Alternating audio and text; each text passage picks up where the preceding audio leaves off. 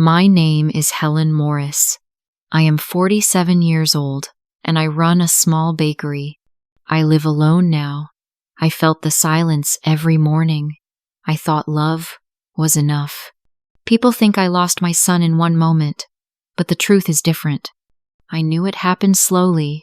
I whispered to myself, again and again. I trusted too much. I waited too long.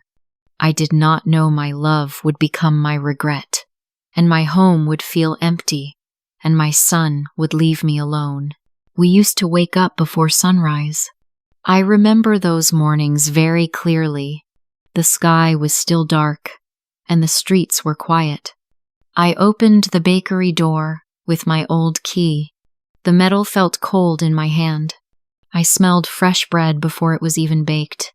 Ethan was small then. He followed me everywhere. I felt proud when he stood next to me. I thought we were a team.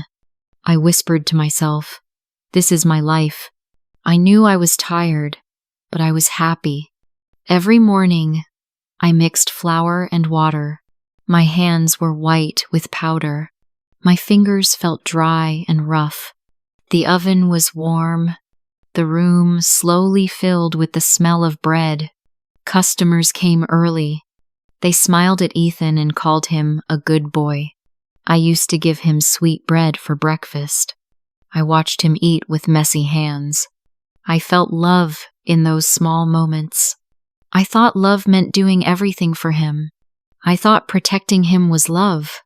When his father left, everything changed. Ethan cried at night. I held him close.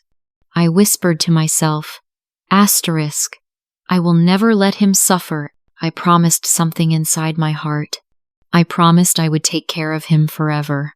I worked longer hours. I opened the bakery early. I closed it very late. My feet hurt. My back hurt. But I said nothing. I felt strong when I saw Ethan smile. I knew I was doing this for him. As he grew older, I did more. I paid for everything. I solved his problems. If he forgot his homework, I spoke to his teacher. If he broke something, I paid for it. I thought I was helping him. I thought I was being a good mother. But slowly, something changed. Ethan stopped waking up early. He slept while I worked. I felt the silence in the bakery without him. I told myself, he is young asterisk. I waited. I always waited. He began to come late. Sometimes he did not come home at all. I felt worried, but I said nothing. I thought protecting him was love, but then everything changed. One day, a customer complained. Another day, a bill arrived late. I felt shame when I opened the letters. My hands were shaking. I took a deep sigh. I told myself it was only a hard time. Ethan used money from the bakery. He said he would return it. I believed him. I trusted him. I whispered to myself, "He is my son." I thought trust was love. The bakery still smelled of bread, but it did not feel warm anymore. The door opened early, but closed later than before. I stood alone behind the counter. My hands were tired. My heart felt heavy. I never asked hard questions. I never said no. I felt afraid to lose him, so I lost myself instead. Ethan learned something without words. He learned that I would always fix things. He learned that he did not need to take responsibility. I did not see it then. I knew something was wrong, but I stayed silent. I thought I was protecting my son, but little did I know, I was teaching him how to walk away. Ethan stopped going to school that year. At first, he said it was only a break. I believed him. He woke up late every day. I heard his alarm ring, then stop. The room stayed quiet.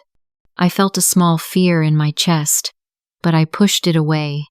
I worked alone in the bakery. I opened the door before sunrise. The air was cold. My hands were shaking as I mixed the dough. I thought about Ethan sleeping while I worked.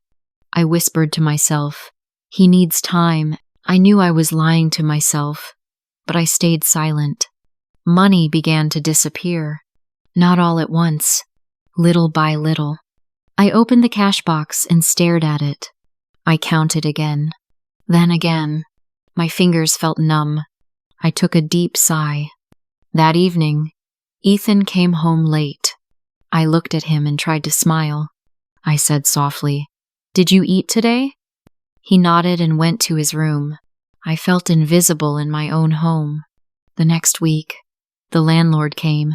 He stood at the bakery door with crossed arms. His voice was calm, but cold. "Rent is late," he said.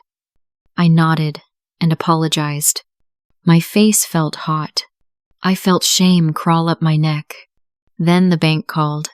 Then, a customer complained about cold bread. I heard whispers behind my back. People looked at me with tired eyes. I felt smaller every day. At night, I sat alone at the kitchen table. The light above me flickered. I held a cup of cold tea. I thought about my life. I thought about my choices. I whispered to myself, I did this for love. I knew something was breaking, but I did not stop it. One evening, Ethan asked for money again. I felt my heart beat faster. I opened my mouth, then closed it. I gave him the money. My hand was shaking. I hated myself in that moment. I thought saying no would make him leave. I thought silence was safer. I thought sacrifice was love. But each time I stayed quiet, the space between us grew wider. A few days later, Ethan came to the bakery. He stood near the door and looked around. The smell of bread filled the room. I felt hope for a second. He said, "Mom, we need to talk." His voice was calm, too calm. I looked at him and said softly, "This bakery is our life." He sighed and looked away. "This place is old," he said. "It keeps us poor. I need money to start my life." I felt a sharp pain in my chest. My hands were wet with sweat. I thought about the mornings. I thought about the promises I never spoke. I whispered to myself, "Stay calm. You don't need to sell it," I said quietly. "We can fix things. We always do." He shook his head. "No, you fix things. I am tired of waiting." Those words stayed with me. They followed me all night. I lay in bed and stared at the ceiling. I felt the silence press down on me. I thought, when did he stop waiting with me? The next weeks were harder. Bills came faster. The oven broke once. Customers left earlier. I felt tired in my bones. I worked longer hours, but earned less. Ethan stopped helping completely. He came and went as he liked. I watched him from the corner of my eye. I felt like a guest in my own bakery. One afternoon, he spoke again. "I found someone who wants to buy the place," he said. My heart dropped. I felt dizzy. I looked at him and said softly, "This bakery is our life." He did not answer. He only said, "It is time to move on." That night, I stood alone in the bakery. The lights were off. The smell of bread was gone. I touched the counter with slow hands. My fingers remembered every crack. I felt tears burn my eyes, but I did not cry. I knew I had a choice. I could speak. I could say no, but fear held my voice. I whispered to myself, if I lose him, I lose everything. So I stayed quiet, and in that silence, the conflict grew. Then, one Monday morning, everything changed. I arrived at the bakery before sunrise. The street was quiet. The air felt cold on my face. I took the old key from my pocket. My hand was shaking. I tried to open the door, but it did not move. I tried again. Nothing. I felt my heart beat faster. I looked closer at the lock. It was different. My key did not fit anymore. I took a deep sigh. I whispered to myself, "This is not right." I knocked on the door. No answer. I looked through the glass. The lights were off. The place felt empty, even from outside. After a long moment, the landlord came. He opened the door with another key. I stepped inside slowly. The smell of bread was gone.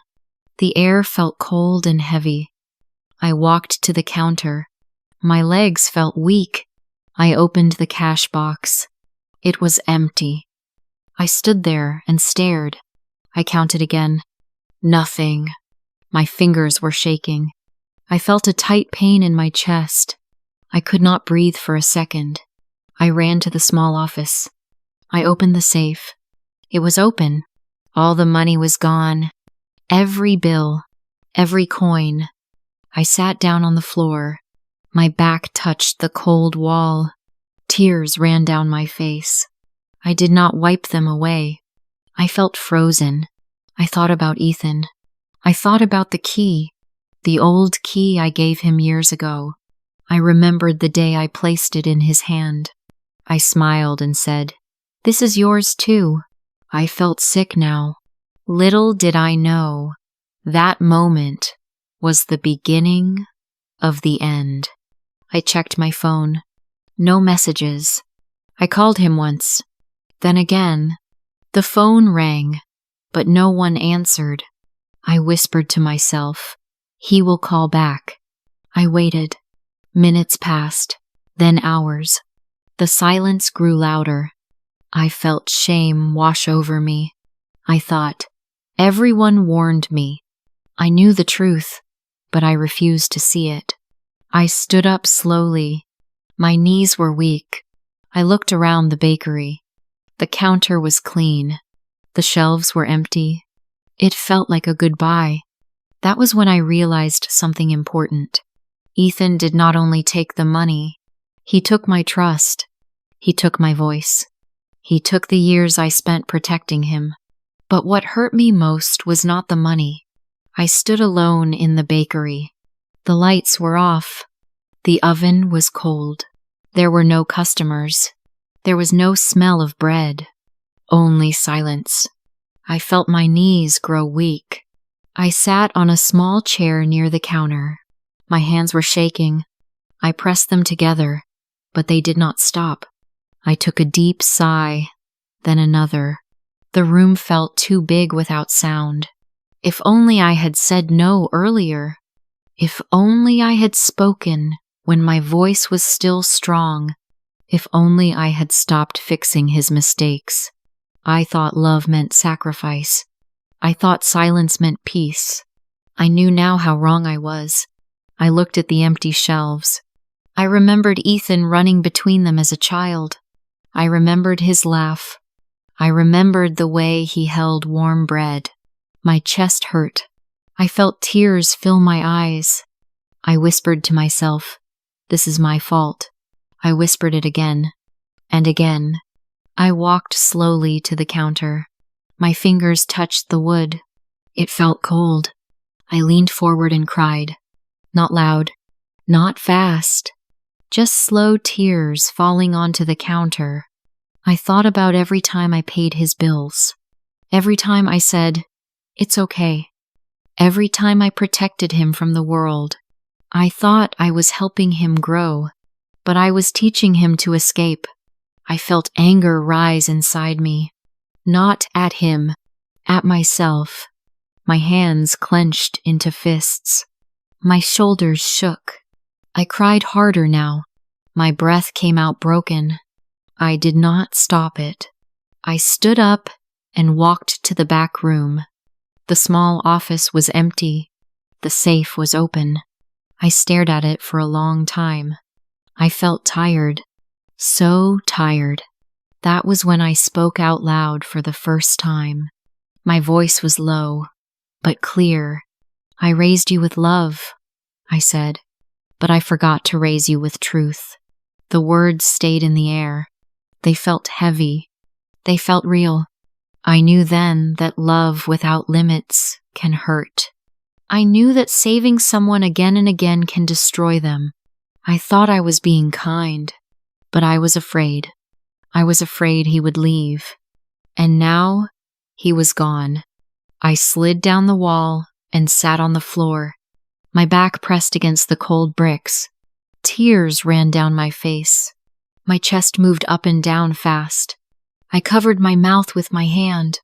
I did not want anyone to hear me.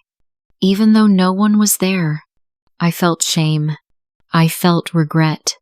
I felt a deep pain in my body. But inside that pain, something changed.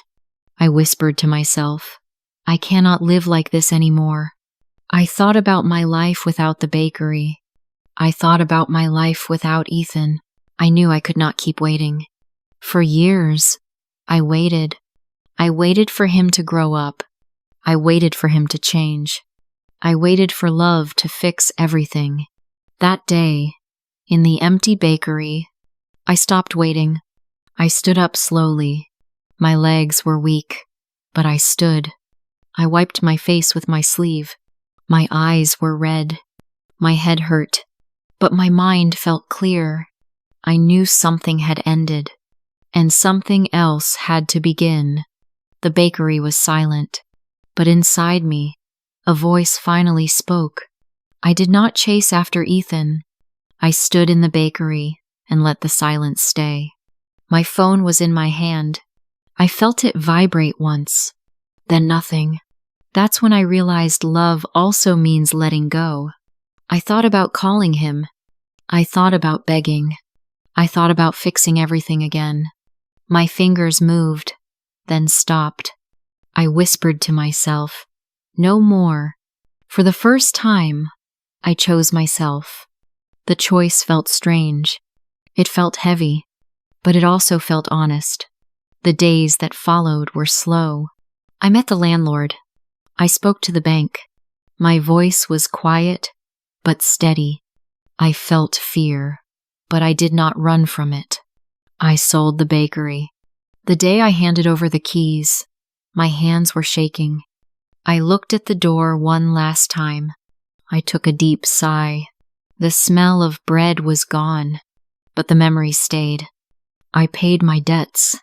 Every bill, every late fee. It hurt to see the numbers, but I felt lighter with each payment. I knew I was closing a chapter. I found work in another bakery across town. I was not the owner anymore. I was just a baker. I arrived early.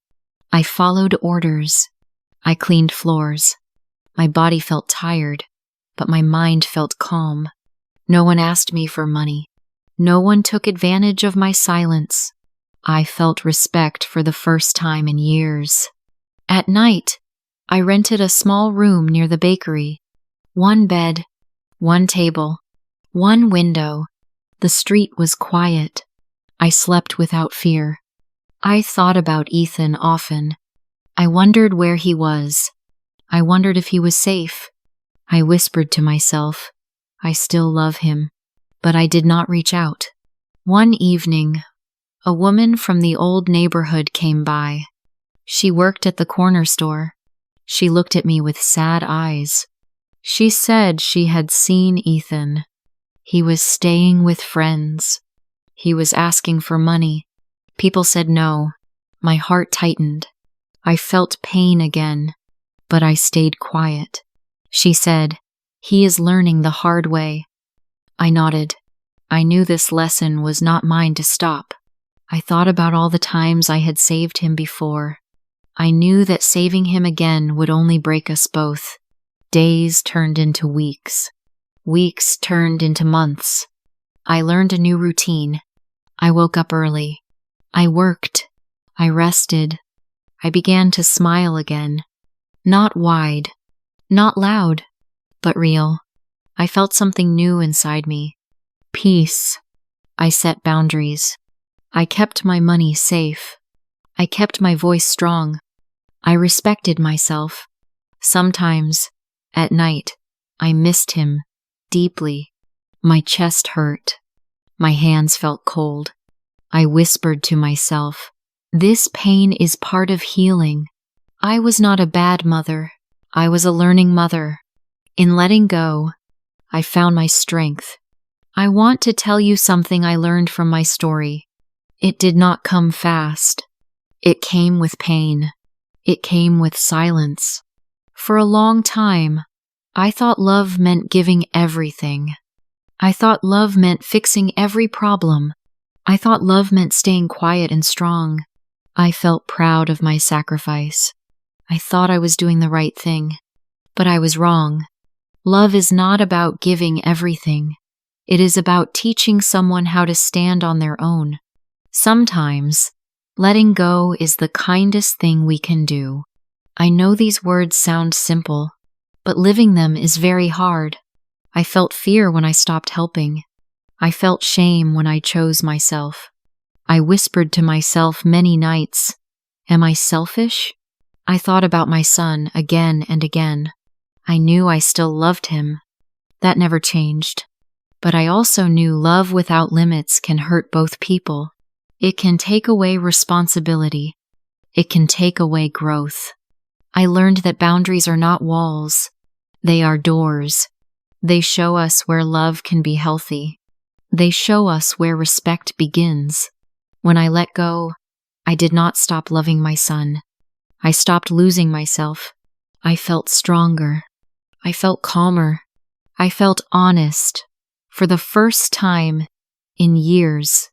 Maybe you are listening to this and thinking about someone. A child. A partner. A family member. Someone you give everything to. I want to ask you one gentle question. Have you ever loved someone too much? This story is very close to real life today. Many parents, partners, and even friends believe that love means giving everything. They work more, pay more, and stay silent more. They think sacrifice will protect the people they love. But in modern life, this way of loving can create new problems. Today, many young people grow up without learning responsibility, not because they are bad, but because someone always saves them. Bills are paid, mistakes are fixed, consequences are removed. Slowly, they stop learning how to stand on their own. This story reminds us that love needs balance. Helping is good, but over-helping can harm. Caring is important, but losing yourself is not love. In families, clear boundaries are as important as kindness. Saying no does not mean you stop loving someone. Sometimes, it means you respect them enough to let them grow. In today's world, where stress and pressure are everywhere, we must also take care of ourselves. A healthy life needs self-respect, clear limits, and honest communication. The biggest lesson is simple but powerful. Real love supports growth, not dependence. And sometimes, letting go is the bravest and kindest choice we can make. If this story touched you, like, share, and tell me your story in the comments.